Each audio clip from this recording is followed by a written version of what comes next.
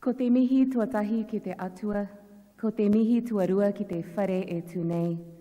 He mihi mahana ki a koutou katoa, no reira, tēnā koutou, tēnā tātou katoa. Good morning, everyone. Josie, thank you for that very warm welcome. Indeed, my first job at 16 was that. It was also very early morning starts for some reason with kindergartens. It was very much, I was more dressed up than I was now, wearing sort of, costumes from different stories, but perhaps set me up for my job today, who knows. But anyway, thank you so much for that. Thank you for the welcome this morning. Can I also begin by thanking the representatives who are here from CPAG, from the Public Health Association of New Zealand, and the Social Justice Group here at St. Peter's on Willis. And I also acknowledge the vicars of St. Peter's on Willis, the Reverends Stephen King, Jean Malcolm, and Charles Waldegrave. Thank you for opening your church to us and for hosting us here this morning. And Reverend Jean, particularly, thank you for opening with karakia and so beautifully at that.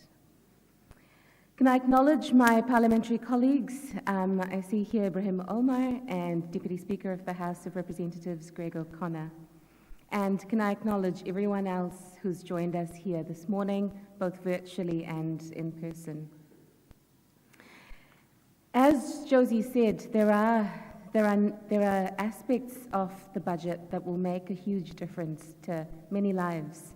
But putting the budget together in the current global economic outlook was quite the challenge for all ministers and definitely the finance minister as well, because the current global economic outlook does make for grim reading. We've had, of course, the COVID-19 pandemic, followed by supply chain disruptions, including global labor supply issues, the energy crisis that was sparked by the illegal invasion of Ukraine. Locally, of course, we've seen multiple severe extreme weather events that have brought the increasing impact of climate change to the forefront of our minds as well. As the finance minister said in the House yesterday, it's hard to see any other post-war time when we have faced this much strain on our nation's well-being. And we're not alone in this. This is, the global outlook. This is the position that we're in globally as well. It's difficult times for everyone. However, we do face these challenges with a solid starting point. Our public debt is significantly lower than that of many other countries that we compare ourselves with, and inflation in New Zealand is in the bottom third of the OECD. But it's tough, and everyone across Aotearoa New Zealand feels the pinch when they're at supermarkets paying the bills, and for our most at risk, our lowest income households, the pinch is that much more acute as well. So this budget, of course, is the budget of the times. It's about supporting New Zealanders with the cost of living, but also delivering the services that we collectively rely on so that we can build the foundations for the future as well. Through Budget 23, we're investing over $2.5 billion to reduce household costs. The current budget makes childcare more affordable, and this will support low-income families, women, sole parents in particular, by reducing one of the key financial barriers to work. As Josie mentioned, removing the co-payments for prescriptions will help many. As we heard, 135,000 adults didn't collect their prescriptions in the year 2021 to 2022 just because of the cost, and there will be so many others who had to make critical decisions between things like food and other necessities and paying for those prescriptions as well. Half-price transport being made permanent for community service card holders and free for children as well. And I'll also add here, as the Minister of Disability Issues, half-price public transport for total mobility card holders as well. These collectively will result in significant savings for households. Extending the Warmer Kiwi Homes program, that's targeted towards families in whānau living in a low-income area or with a community services card, lowering energy bills and helping to ensure that children live in warm, dry homes. More children live in warm, dry homes. I remember when we took office back in 2017 the number of children that we saw with preventable respiratory illnesses because of the condition of homes that they lived in, and that's what we've been trying to turn around since we took office.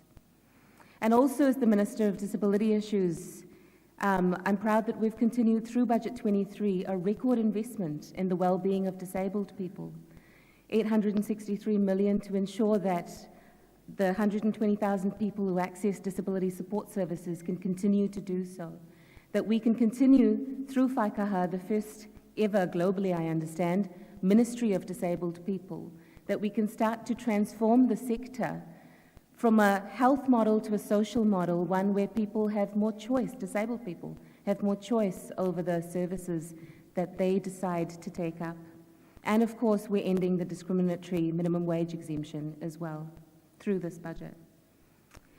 This budget comes on the back of a consistent and concerted effort by our government to shift the dial on child poverty.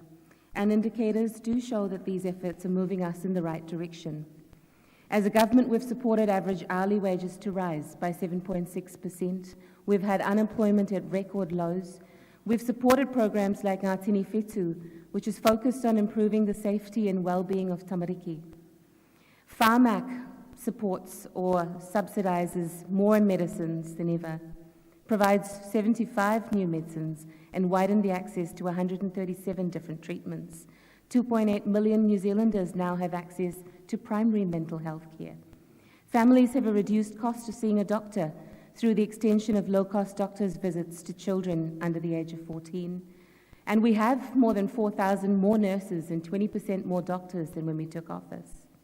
In education, nearly 3,000 more teachers in classrooms, and we've increased the maximum base salary rate for secondary teachers by nearly 20%, twice the increase that they got under 9 years of national.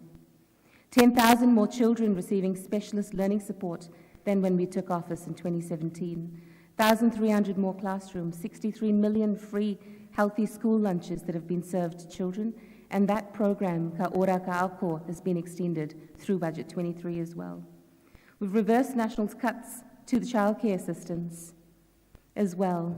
So this budget needs to also be seen in the context of the changes that we've made since taking office in 2017. Also, I'll just end with this, delivered nearly 12,000 public houses since we took office in 2017, compared to the previous government that left with 1,500 fewer than when they started in government. So we do remain committed to making New Zealand the best place in the world to be a child or a young person. As I mentioned at the start, this is a budget delivered in particularly tough times, and as always, there is more work to do. But can I end where I began, by thanking all of you. I know that many of you here this morning will wear different hats towards the same goal that we are all working towards, and for that, I thank you. I also want to acknowledge that particularly this week, Wellington has had an incredibly tough week with the fire in Newtown.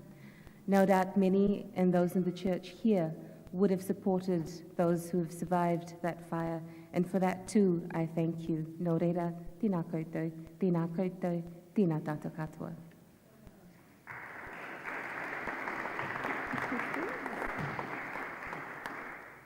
Kia ora, Minister, thank you. And we're a little bit behind time. We've got time for questions. I also want to acknowledge, of course, it wasn't just the government that was busy yesterday, but the opposition. I want to welcome Louise Upston, thank her for coming today as well. And of course, Omar Ibrahim, lovely to see you here. I don't think there are any other MPs in... Oh, Greg's here. Oh, wonderful. Greg O'Connor, lovely to see you.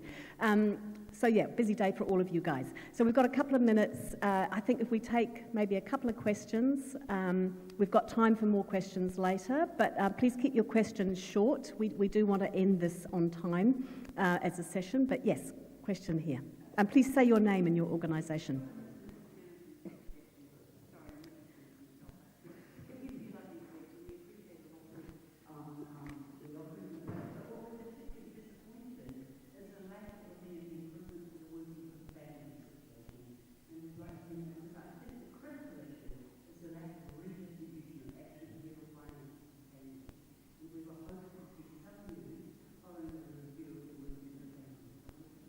Yeah, good, cool. Yeah. Minister.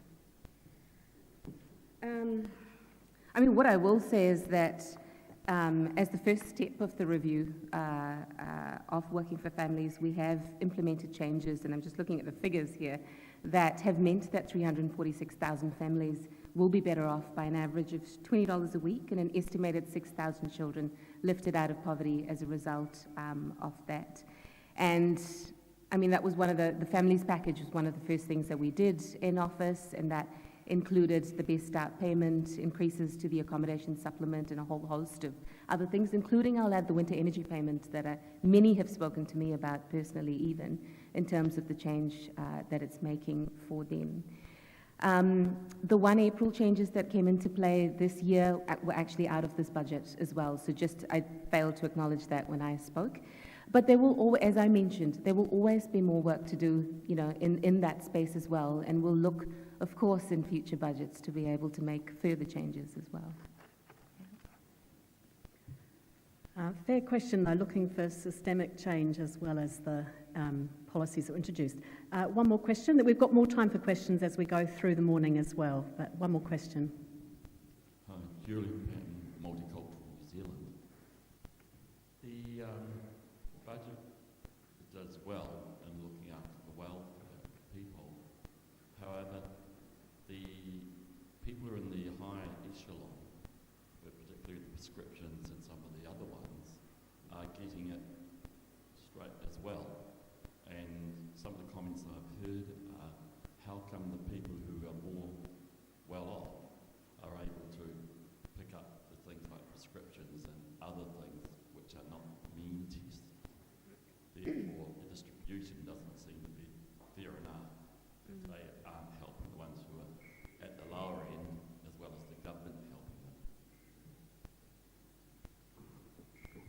If I understood that correctly, your question was about why the co-payment prescription policy was not more targeted and it's universal instead.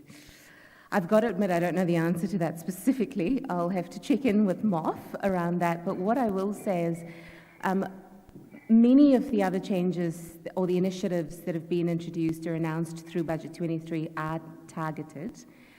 This particular one, sometimes, the difference between targeted payments and universal payments, the cost of targeting outweighs the benefits. And that's what I've seen in previous initiatives over the years. I'll have to check whether that holds true for this one in particular, but I will do that.